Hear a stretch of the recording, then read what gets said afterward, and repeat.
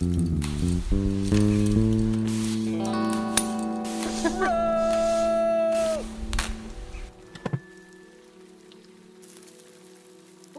everyone to another episode of Anything But Climbing. This time it's going to be a little bit different because it's composed by members of the dihedral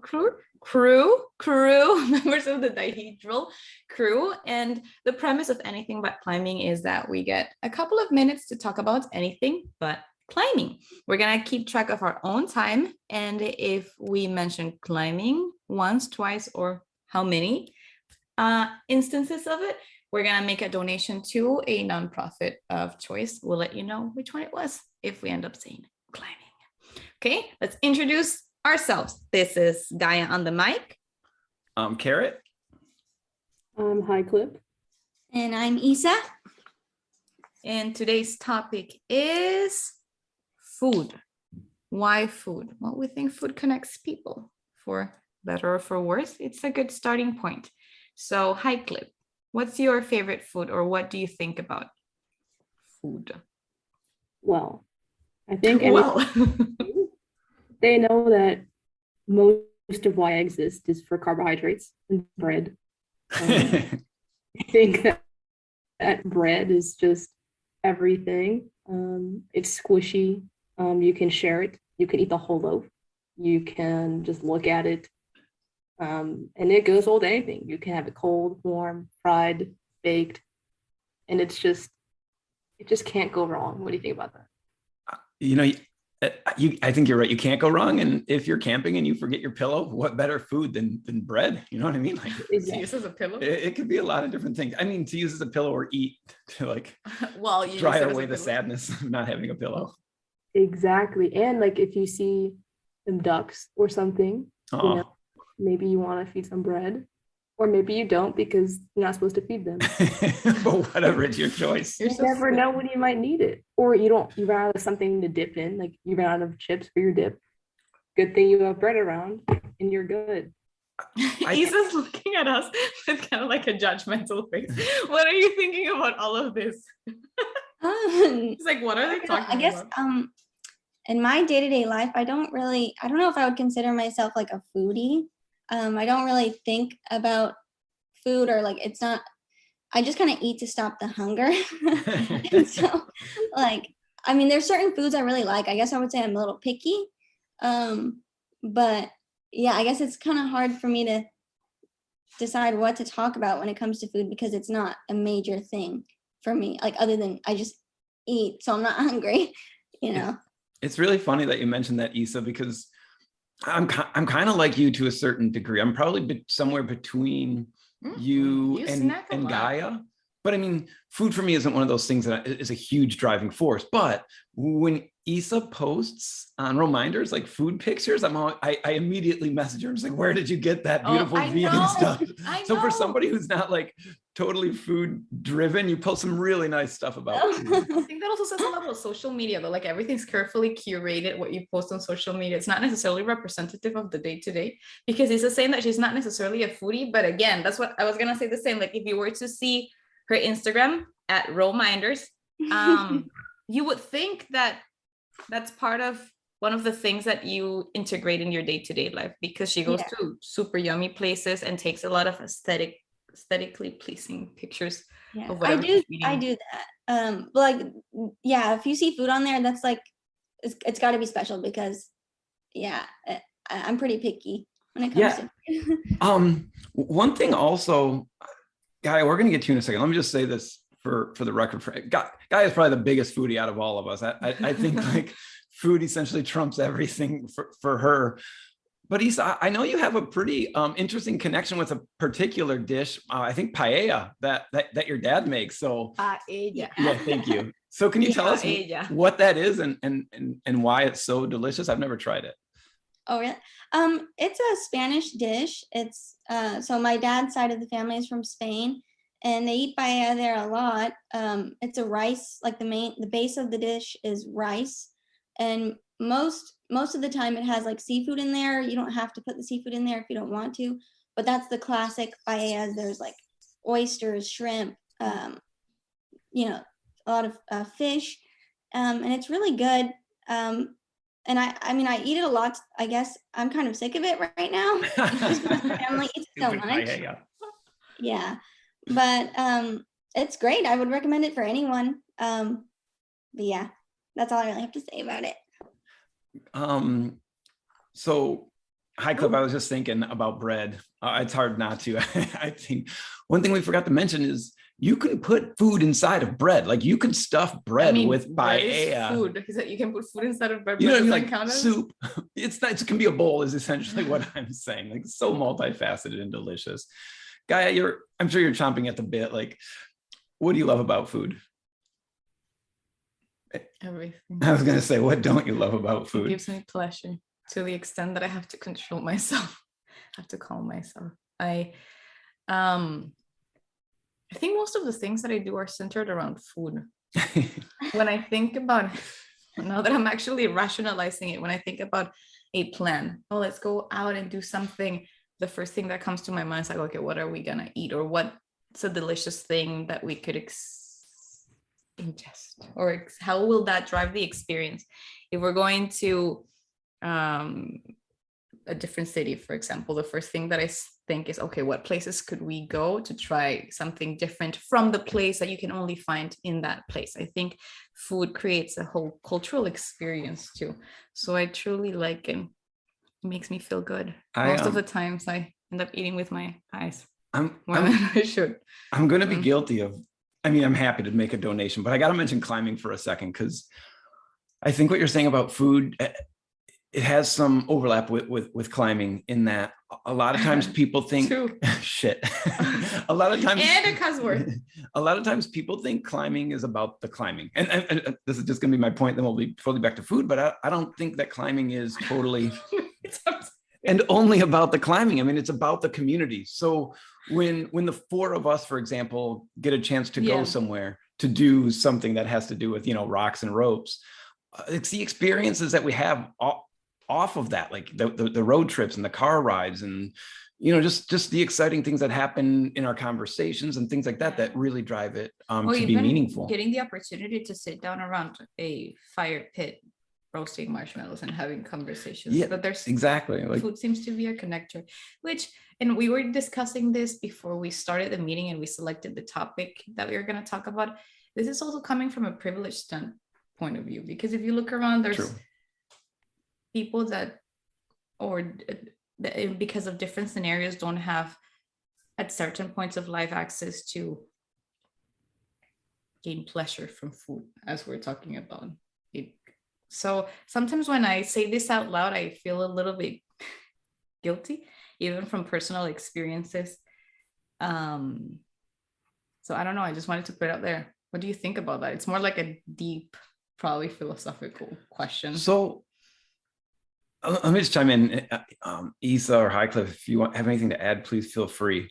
I think some of what we're talking about with food is definitely from a point of privilege, but there's another point, and I guess it's going back to the one that I was making a moment ago, is that the community and the experience that you have around. I mean, I didn't grow up with a lot of money, but I do remember being with family and having conversations over food that might not be, it could be a bowl of rice, but it's still the experience that's very important. Or even when we're all out camping and all we have is just, lightweight food that is easy to pack. I mean, you still have experiences. It always seems to be around the fire pit or around the stove. I mean, even when I think most of us hang out, when we go to Isa's, for example, our conversations are totally around food. They happen in the kitchen. It plays such a huge role in your day-to-day things. And so that's kind of the point, is that for me, food is not really about the food as much as it is about the community and the socializing and the memories and the experience. And of course, if it tastes good, great. Yeah. But if it doesn't taste good, I mean, there's memories that are built into that too. Also, pleasure could be derived from the experience. Yeah. Because you could also have experiences that are not pleasant, and then you associate it to the piece of food. Let's say you ate something, and then, because that has happened to me, I ate something and then I ended up throwing up, and now I never want to eat it again because I had a bad experience with it. Yeah, and you also remember that experience. I'm wondering if we could make a 4-course meal, like just the four of us. I mean, maybe actually make it, but also just right now, just conceive of it, where we each pick one course from appetizer, main course, dessert. What's a fourth course? Bread. You got to have bread. So there is just a bread what kind course, of bread? obviously. So let's Highclip, you're on bread. Gaia, you want to do the main course? Sure. Isa, would you rather do appetizer? No, I want to do dessert. You're doing dessert? All right. Yeah. Isa, would you rather do appetizer or main course? Oh, I guess appetizer. Oh, all right. I'll do the main course. So what comes first, bread or appetizer? Bread. Highclip, there's a lot of pressure. You're getting the meal kicked off. It's got to be the perfect bread. And you could put add-ins. Like if you're the type who's just like, I need like really good olive oil next to that bread, like this, you're starting off the entire meal. Or it could be like Wonder Bread at a campfire. You're starting off the meal. So what kind of bread? All right. Well, let me start this off with the image in mind. I feel like bread, it is about the bread, but also about your intentions. We were talking before about privilege with food. There's a story my grandmother used to tell us. She's from Poland, and she was there throughout the wars and everything. And she was very poor, and her parents died when she was young, and she didn't really have anything. But she used to tell us about this story when there was this, I don't know who this person was. I think it was some kid, and this kid didn't have any food or anything. It was just like starving. And all that she and her stepmom had was one loaf of bread in the entire house. And that was it. And it was, freezing, and they didn't have any coal or anything. And so, but she felt so bad for this kid that she gave the kid their last loaf. And her stepmother was like, "What are you doing? Like, we don't have any food. We just gave away our last thing of bread." But I feel like that's the intention I want to set for this 4-course meal, is that we're going to eat this bread, but we really want to share it with each other and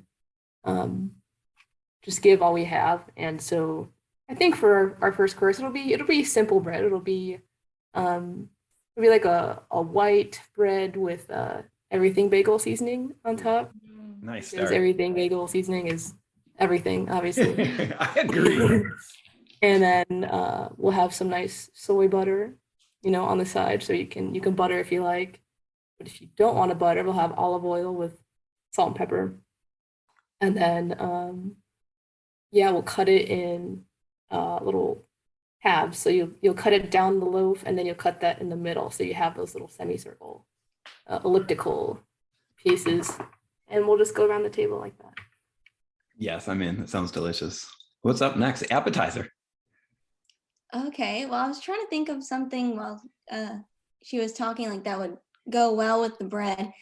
And the only thing that I could think of was like a tomato bisque soup. Ooh, or something. nice. Either that or butternut squash. I like soup a lot. So soup's amazing. I like to dip bread in my soup. So I think I like the tomato the best. So I would do that. Maybe some croutons on top as well. Yeah. Or more bread, yeah. Yeah, more bread for sure. Yeah. Bread bowl, that tomato soup. Yes.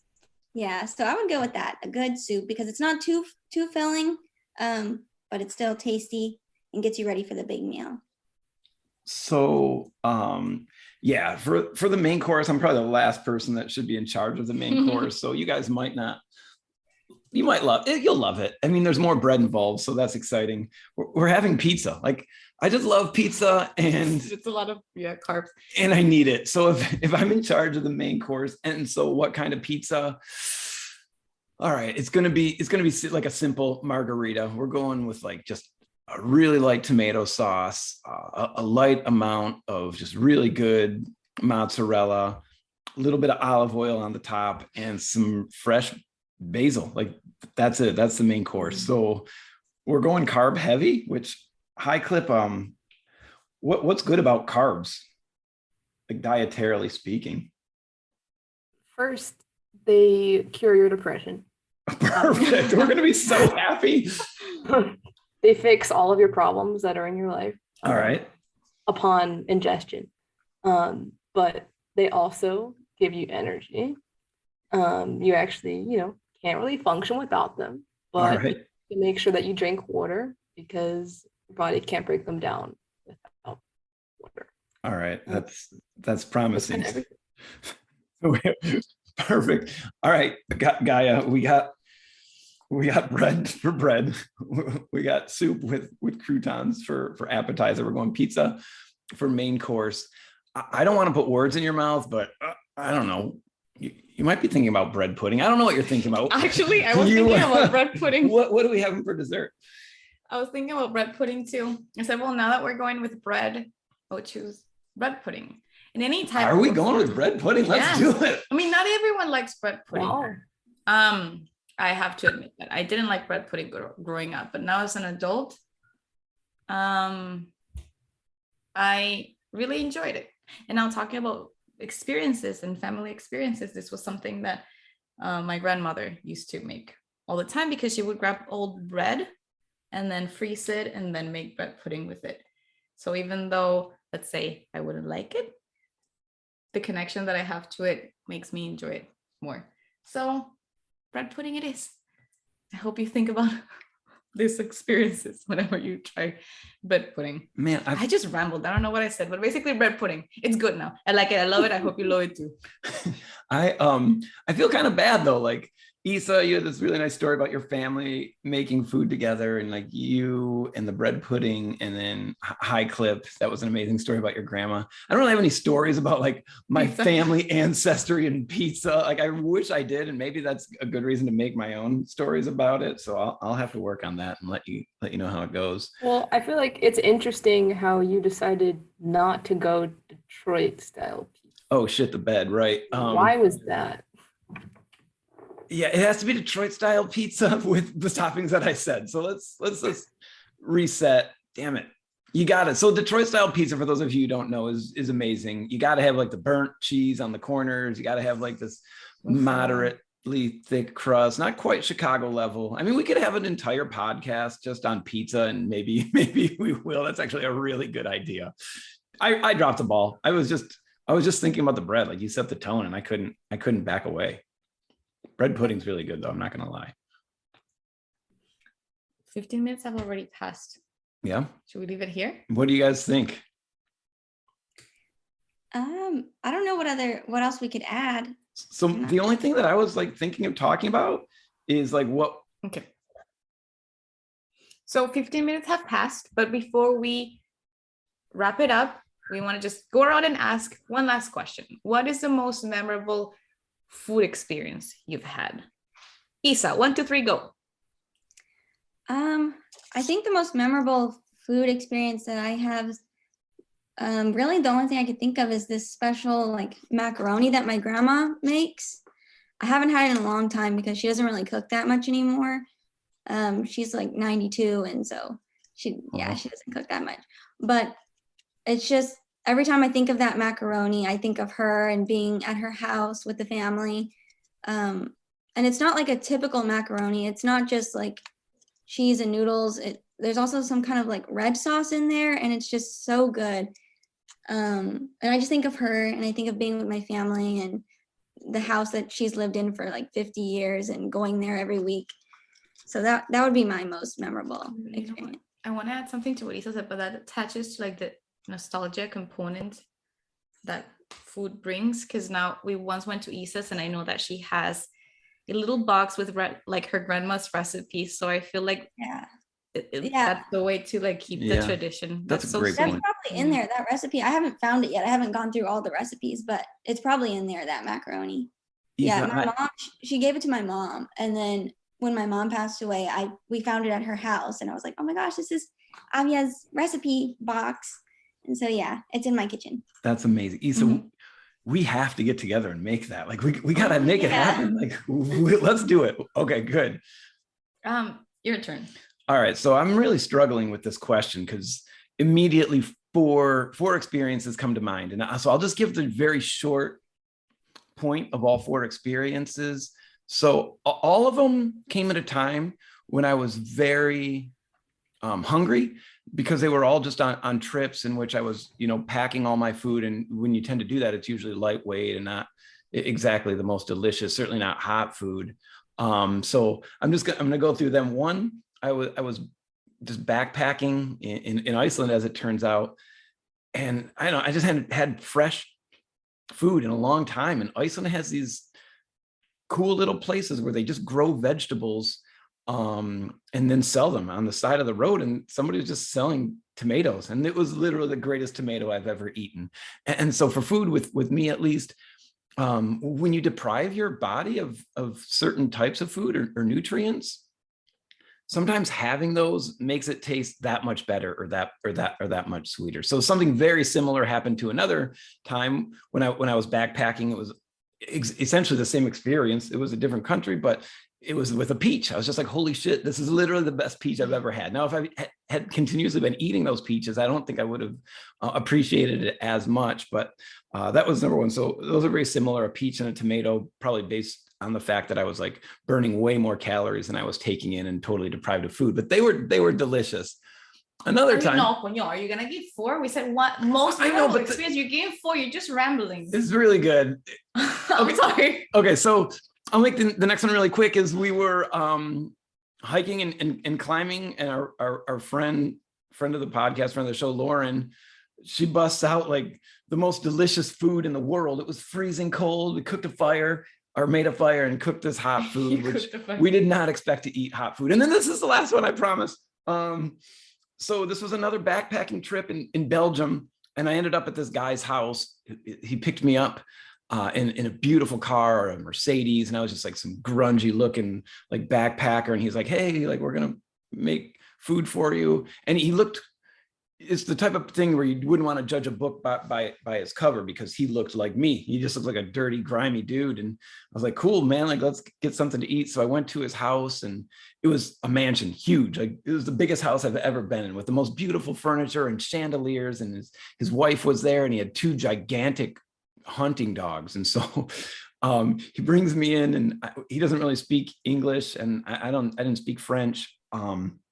But his wife made the most beautiful food in the world. Like I didn't even know how to eat it. There were too many pieces of silverware, and I was like dipping bread into sauces that I don't even think were meant for bread. It was amazing. But again, without having eaten for a very long time in that way, I was just scrounging, and it was really, really scary, because after dinner, the guy brings me into like another room, and he's just like, "Hey, have you ever seen one of these?" And it was like a Russian machine gun. And I'm like, "No, I haven't." And I was just waiting for this guy to be at any minute to be like, "All right, I'm giving you a 15-minute head start. Like you run and I'm gonna hunt you." Like I felt like I was living the most dangerous game, but I wasn't. He just wanted to show me his gun, and then he dropped me off at the train station. So anyway, those 4 food experiences really, really, really stand out. I should have finished the show with that story. I don't know. All right, sorry.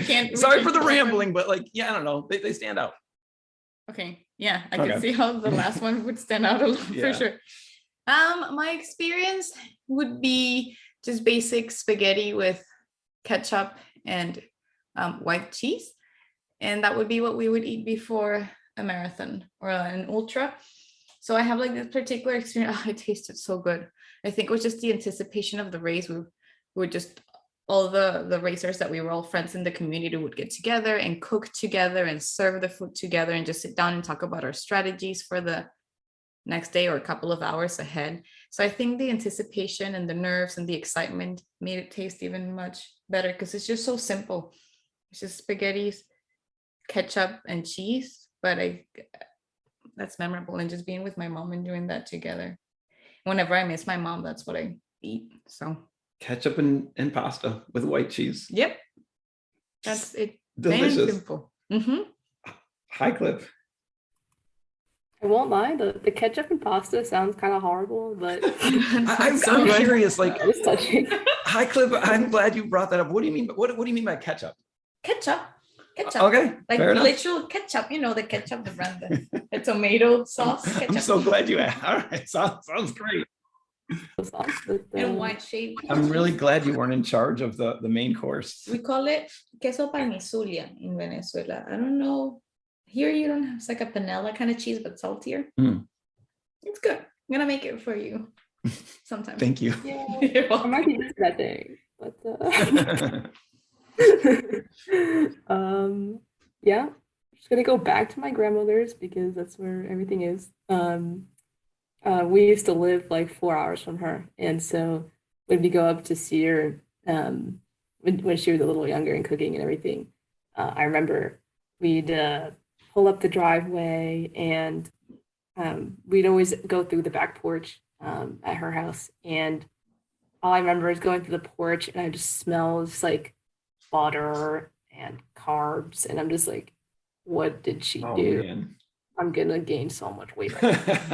Like we'd walk through and we'd say hello and hug and everything, and she would of course be at like her gas stove with the fry pan, and she'd have these things, they're called naleśniki in Polish. They're essentially like Polish crepes, and it'd be like just a stack, like a mound on this like big plate, and it was just like mushroom naleśnikis and her homemade marmalade naleśnikis, and we just like keep eating them, and she'd keep frying them, and we're like, I don't know when this is gonna stop, but like, yeah, I hope it never does. Exactly. And then there'd be like pierogies, and then there'd be like, where did this come from? And then there'd be a stack of rye bread, and then we're just like, how do I stop eating all of these carbohydrates? I don't know. And it was just so nice. We'd just walk in from a 4-hour drive and get to see her and just like feast and catch up. And when you said ketchup, I was just like, oh, Gaia's really going to appreciate that. We would never. Ketchup pierogies. Ketchup with ketchup. That sounds delicious. I want to be there. I was thinking that for our donation, we've been talking about food. We also brought up the topic of food insecurity. I think we should donate at least half of the clank words that you said, or we could divide it and do like half to a nonprofit that tackles food insecurity, and then the other half to help aid families that have been displaced by the current war in Ukraine. I think that sounds great. Sounds wonderful. Because some have been displaced and have been deprived of these resources too that we're talking about. So I think that should bring it full circle. That sounds great. We'll do it. Okay. Well, we'll look for it. Let you know which organizations we ended up choosing and how much we donated. So before we get going, I just want to say, as a little teaser, the dihedral is actually working on something with food. So keep your eyes open and your ears open for something coming in the next few months that will really satiate your appetite. Is that an expression? I think so. I think so. So anyway, keep an eye open for that. I think it's going to be really exciting. And I'm really happy that I got to talk about a Belgian guy pulling a gun on me. All righty. Gaia out. Bye, everybody. Thanks for joining us. Bye. Thank you. Bread.